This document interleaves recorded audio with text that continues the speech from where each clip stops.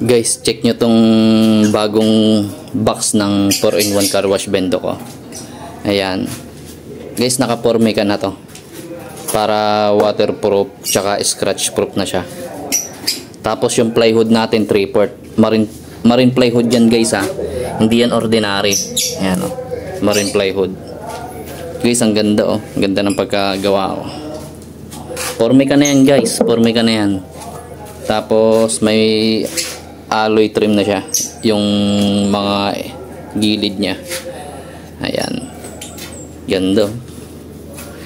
Hindi na tulad ng dating ginagawa ko yung nakapintura siya na glossy.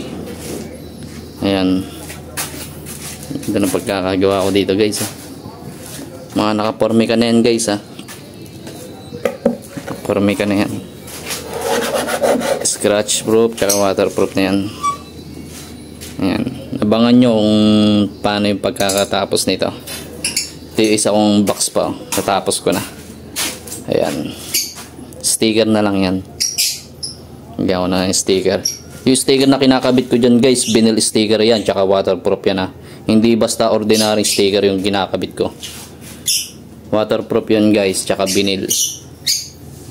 Ganda oh. Abangan nyo to guys. Pag natapos ko na, installan ko na ng machine. Malapit na to. 2 unit to. Ito double wash button. Yon, piso gripo. Kaya may butas yung gilid. May piso gripo. Ganda. Kakatuwa tignan. Kaya maganda na yung mga ano niya dito. Mga aging niya, yung mga panggilid. No. Ganda. Abangan nyo guys na. Tapos guys, yung loob na yan, ayan, pinipinturahan ko rin yan guys. Hindi basta nakaganyan lang. Pinipinturahan ko pa yan. Pinipinturahan ko pa yan para mas malinis siya tignan. Hindi, para hindi kita yung pinaka ano na, plywood. Pinipinturahan ko yung loob na yan. Pati yan, pinipinturahan ko yung loob na yan para malinis siya. Para hindi lang sa labas, pati sa loob maganda tignan. Ayan, ganyan siya.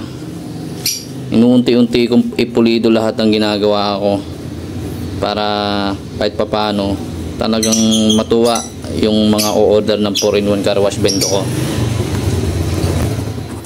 At inuunti-unti nating i-upgrade. Ayan. Hindi ako nag-i-stable lang sa okay na to. Okay na to basta yung makabenta lang. Hindi guys. Ayan, inuunti-unti kong i-upgrade yung 4-in-1 car wash bendo natin. Tsaka yung mga parts na yan guys, mga pang heavy duty talaga mga kinakabit ko. Hindi lang para maganda lang sa labas, dapat pati yung performance ng bendo ay maganda rin. Maganda yan guys. Abangan nyo guys ha. Ganda oh. Nakakatuwa talaga tignan. Salamat.